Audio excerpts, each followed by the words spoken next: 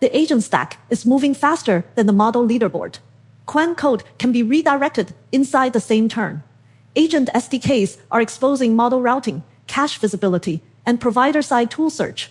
FlashInfer is pushing expert parallelism into the default serving stack. NVIDIA is making continuous post-training an infrastructure argument, while 3 new studies test long robot memory, security agent economics, and the statistics behind model rankings. Coding agents are becoming easier to steer while they work. Qwen Code version 0.19.12 adds live steering, image-aware turns, and model-specific subagent limits, while Codex and Mistral Vibe tighten the metadata and extension layers around their command line agents. Qwen now accepts steering inside the same turn, routes image prompts through the full turn, and lets each model carry its own subagent concurrency ceiling. Codex corrects bundled context metadata for GPT-5, 0.6 Sol, Terra, and Luna to 272,000 tokens.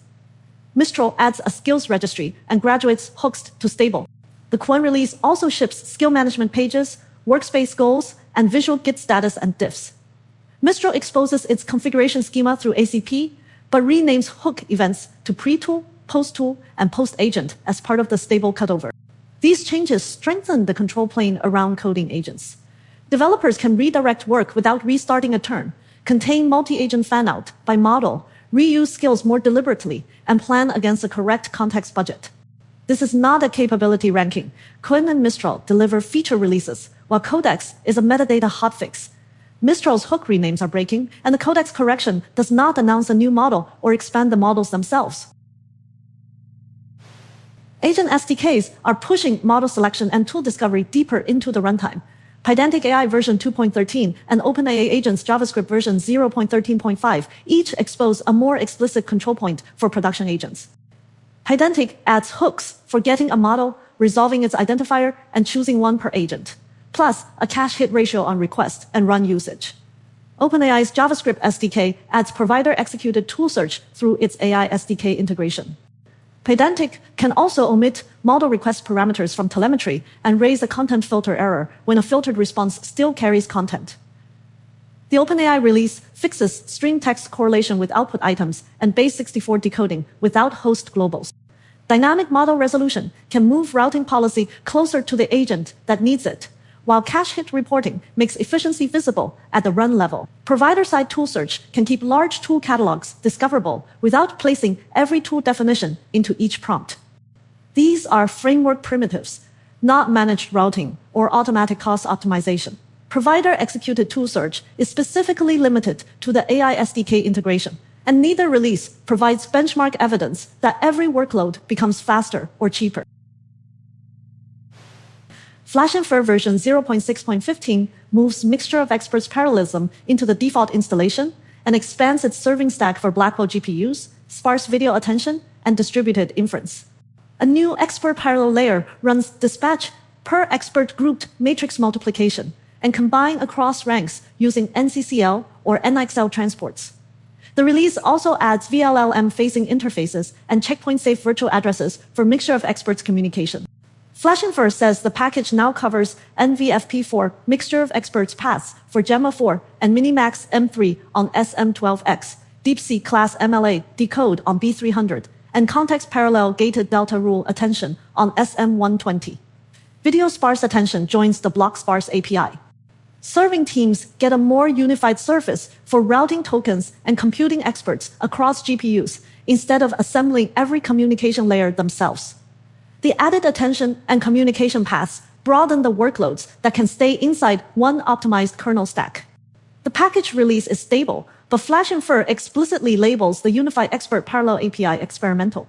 The default install path requires CUDA 13 or newer, and the release notes do not establish a universal speedup across models, batch sizes, or hardware. NVIDIA is making continuous post-training the next infrastructure cost argument for agentic AI. Its thesis is that agents keep generating new failures, environments, and reinforcement learning rollouts long after a model's first deployment. The article moves the economic focus above cost per token.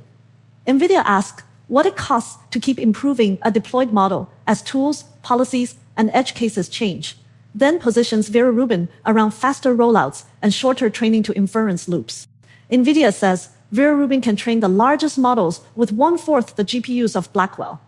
Prime Intellect reports about 30% greater average throughput per CPU on its reinforcement learning sandbox workloads. NVIDIA's Nemotron 3 Ultra example also cites a 71.7% SWE bench verified score. If production failures continuously create new training work, infrastructure budgets shift from one giant pre-training run toward recurring environments, verification, weight updates, and inference. That makes utilization and iteration speed part of the agent product roadmap.